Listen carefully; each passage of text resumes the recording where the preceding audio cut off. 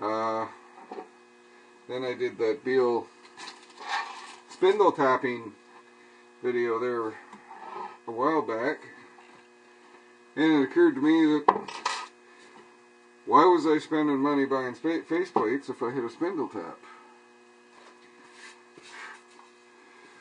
So this last one I made, I just used my spindle tap to make my own face plate out of hard maple, and then put the melamine sheet on it. I used a boss that I was threading, and then a larger disc of hard maple to give me more area to attach my sheet to. Okay, so these are the vacuum chucks that I have. The bottom one's about 14 inches. That one's about 10 inches. That one's about 6 inches. This one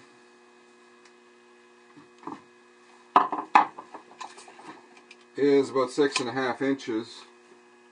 But this one is also hollowed.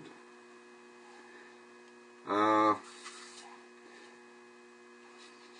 thing about these flat ones is they work fine for bowls where you've got the cavity of the bowl, so it's sealing on the rim and the vacuum is acting on the whole surface.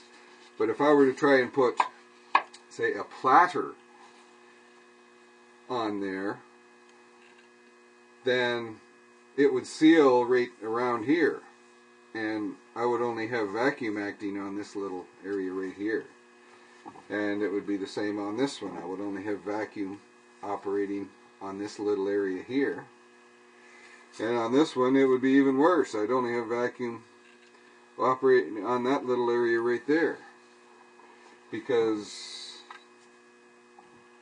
there's no void between the face of the a platter or a flat board, for that matter. If I tried putting a flat board on there, it wouldn't hold very good at all, because it would only have vacuum acting on this little circle in the middle. Where if I put a bowl against it, then the rim of the bowl is sealing against that gasket, and the vacuum is acting on the whole surface of the bowl, or all the surface area of the bowl.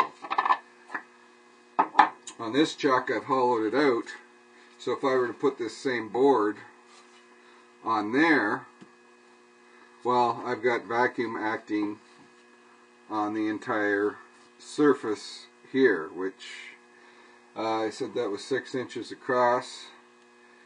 The area is the square of the radius times pi. So the radius is 3, squared is 9, times pi is 27, 28, somewhere in that area. So if I've got 2 pounds of vacuum operating on 28 square inches of surface, then that's 56 pounds holding that piece of sheet goods against the chuck. That's not a lot, but it's actually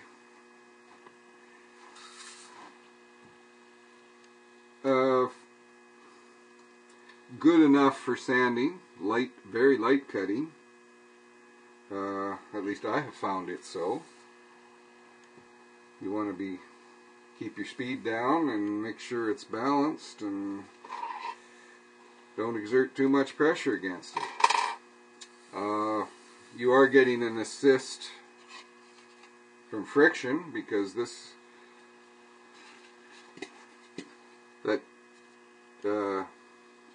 a fairly high friction material the gasket's made out of. So if you put that bowl on there and pull the vacuum on it. Well, the vacuum's pushing it against there, and then as you're trying to cut, you're trying to turn it. You're trying to get it to slip, and you got enough friction that it won't let it slip.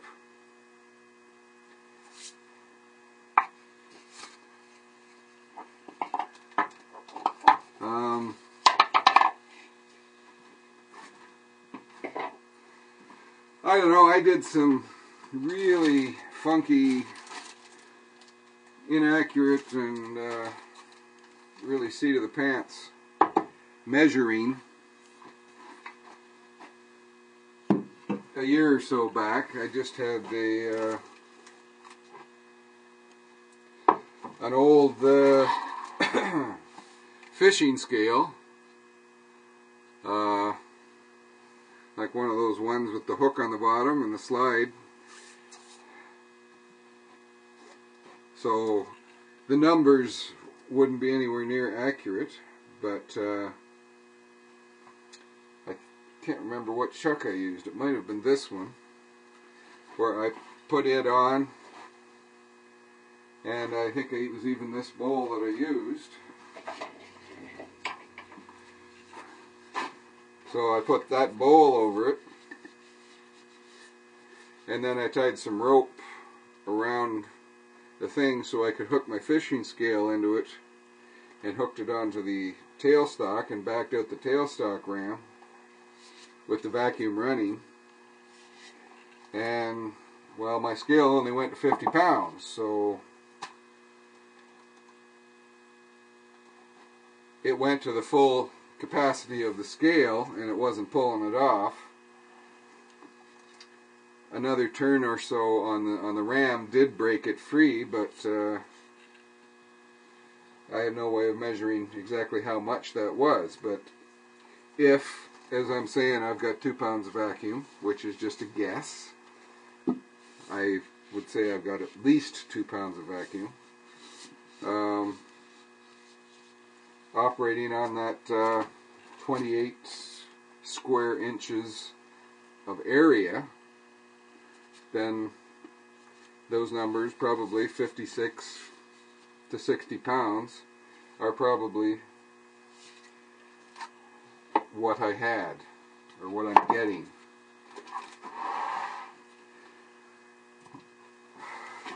Frankly, if I had seen somebody's testing that said they were only getting 2 pounds of vacuum and they only had 50 pounds of force holding the bowl on the lathe, I think I would have thought they were crazy for trying it.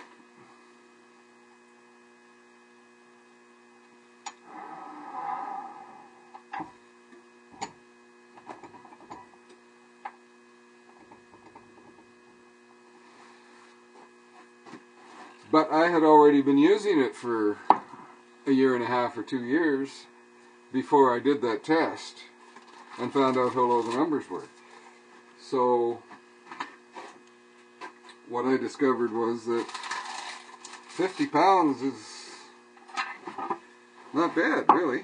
It holds on there pretty good at 50 pounds, if that's what I'm getting.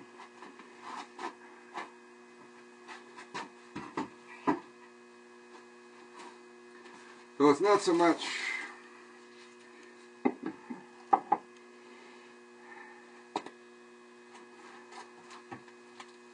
I don't know, I see people on the internet saying, oh, I wouldn't put it on if I'm getting less than 20 inches of mercury. Well, that's 10 pounds per square inch. On this particular setup, that means that there would be like 280 pounds of force holding that bowl on there.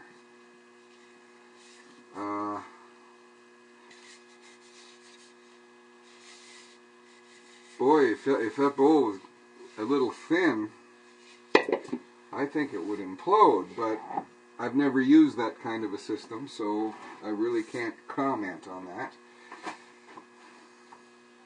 It just seems like overkill,